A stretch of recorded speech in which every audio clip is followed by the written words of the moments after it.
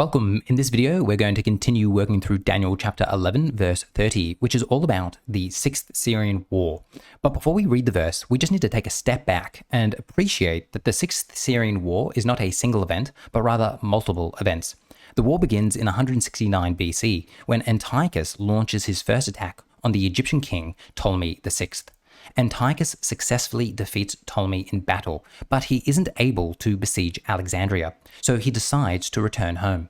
On his way home, Antiochus attacks Jerusalem, and this is our second event of the war, which also occurs in 169 BC. This attack on Jerusalem is also recorded for us in 1 Maccabees chapter 1, which was spoken about in a previous video. Now after this, Antiochus returns again to Egypt to attack it for a second time in 168 BC. And in this second invasion of Egypt, Rome steps in. This is the famous Day of Ulysses, which we've also spoken about in a previous video. Antiochus knows that he's absolutely no match for the Roman Empire, and therefore concedes defeat and promises not to attack Egypt. And as you can imagine, this is absolutely humiliating for him. Now, while down in Egypt, a rumor spreads back in Jerusalem that Antiochus has been killed. Now, this is where it's important that we take another step back and remind ourselves what's going on in Jerusalem. At this time, Menelaus is high priest. But remember that during the reign of Antiochus IV, there were two previous high priests.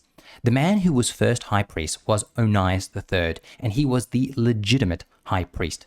But Onias's brother Jason bribes Antiochus for the high priesthood and promises to Hellenize Jerusalem, which means to make it more Greek and less Jewish. The book of Daniel will call Hellenization forsaking the covenant, which we'll see later on. So Antiochus takes the high priesthood off Onias and gives it to Jason. But then what happens is that the man Menelaus does the exact same thing that Jason does. He bribes Antiochus with even more money and promises to further Hellenize Jerusalem. So Antiochus takes the high priesthood off Jason and gives it to Menelaus. Now, in the eyes of a faithful Jewish person at the time, Menelaus is far worse than Jason, because at least Jason was the brother of the legitimate high priest Onias, so there was still some sort of continuity. In contrast, Menelaus had absolutely no right to be the high priest.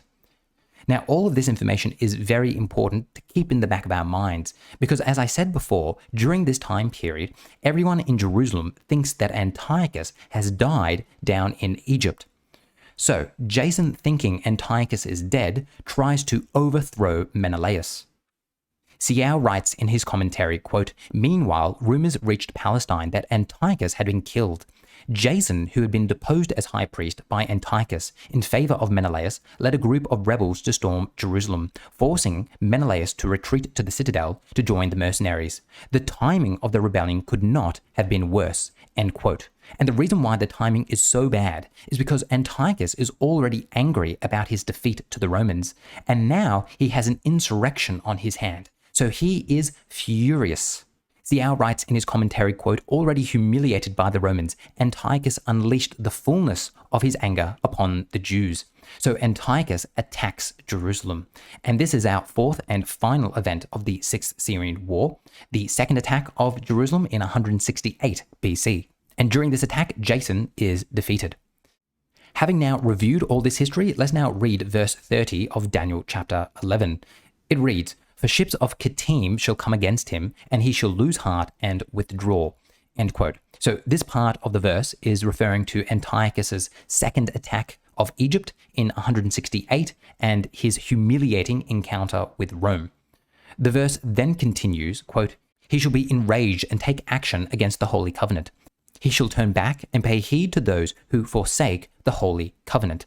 End quote. Now, this section of the verse is referring to Antiochus's second attack upon Jerusalem in 168 after Jason tries to revolt. Now, the ending phrase in this verse, that Antiochus shall pay heed to those who forsake the Holy Covenant, on first glance is a little bit confusing.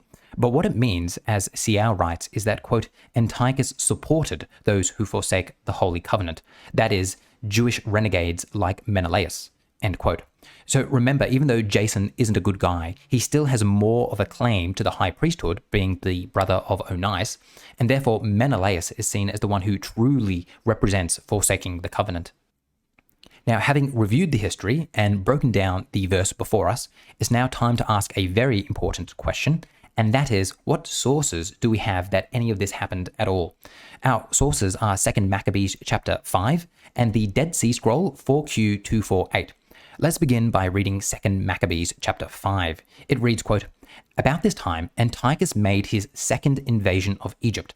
So let's stop here for a moment. This is referring to when Antiochus attacked Egypt for the second time in 168 BC. We'll continue reading. "When a false rumor arose that Antiochus was dead, Jason took no fewer than 1,000 men and suddenly made an assault on the city. He did not, however, gain control of the government. In the end, he got only disgrace from this conspiracy. He fled again into the country of the Ammonites. Finally, he met a miserable end."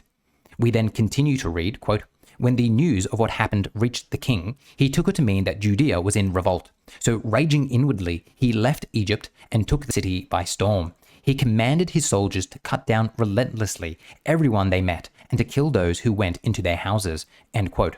So this part is obviously referring to when Antiochus attacks Jerusalem for a second time in 168 BC. So this is our first source for this event. Our next source is a Dead Sea Scroll known as 4Q248. Now, as you can see, it is very fragmentary. So as we're reading through it... Are you enjoying this video so far? Do you want to watch the rest of it? Well, the only way for you to do that is to become a patron. The full video is only available to patrons. So click the link in the description below and become a patron today.